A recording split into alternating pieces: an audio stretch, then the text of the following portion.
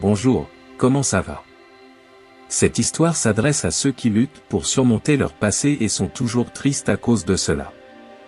C'est une histoire qui illustre comment laisser le passé derrière soi et trouver la paix. Cette vidéo est une leçon très importante sur la façon dont laisser le passé derrière soi peut changer nos vies et nous rendre plus heureux. L'histoire est la suivante: autrefois, vivait un maître nommé Hiroshi, reconnu pour sa sagesse et sa sérénité. Des gens de près et de loin venaient à lui chercher des conseils sur divers sujets. Un jour, une jeune fille tourmentée par le deuil visita le maître zen et lui demanda de l'aide. Elle voulait savoir comment laisser sa douleur derrière elle et trouver la paix. Le maître zen l'accueillit chaleureusement et l'invita à s'asseoir avec lui. Il la regarda et lui dit: « Dis-moi, ma chère, qu'est-ce qui te tourmente ?» La jeune fille fondit en larmes et dit: « Maître, je suis remplie de tristesse. J'ai perdu quelqu'un que j'aimais et je n'arrive pas à m'en remettre.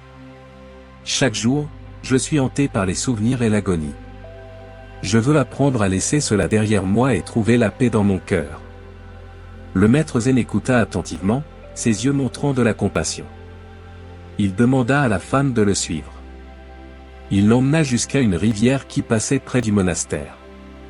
Il pointa du doigt la rivière et demanda à la femme: « Que vois-tu » La femme répondit: « Monsieur, c'est une rivière. » Le maître zen demanda: « Peux-tu voir l'eau couler dans la rivière » La femme hocha la tête en signe de oui. Le maître zen demanda: « Que se passerait-il si j'arrêtais l'eau de couler » La femme répondit: « Monsieur, l'eau s'arrêterait et se rassemblerait en un seul endroit. » Le maître zen demanda: « Serait-ce toujours une rivière » La femme répondit: « Non, monsieur, ce serait plus comme un lac. » Le maître zen demanda: « L'eau serait-elle aussi fraîche et propre qu'elle l'est maintenant? Serait-elle potable » La femme répondit: « Non, monsieur, l'eau stagnerait et deviendrait polluée avec le temps. Beaucoup d'impuretés et de saletés s'accumuleraient dans l'eau. » Le maître zen dit: « Tu as raison. Si l'eau reste à un seul endroit, elle devient sale et insalubre. » Puis il se tourna vers la femme et dit: « Voilà la réponse à ta question. Si tu t'attaches aux souvenirs et aux émotions du passé, ton esprit deviendra aussi comme un lac. Avec le temps, il se remplira de négativité, de ressentiment et de désespoir. L'art de laisser partir est comme libérer l'eau. Tout comme laisser l'eau couler la maintient pure et fraîche, laisser partir ta douleur et ta tristesse te libérera de la souffrance. La vraie paix et la guérison viennent du lâcher-prise. » La jeune fille regarda dans les yeux du maître zen à la recherche de conseils. Elle demanda: « Mais comment puis-je laisser partir, maître? Comment puis-je libérer la douleur qui me consume ?» Le maître zen regarda la femme avec bonté et dit: « Lâcher prise commence par l'acceptation.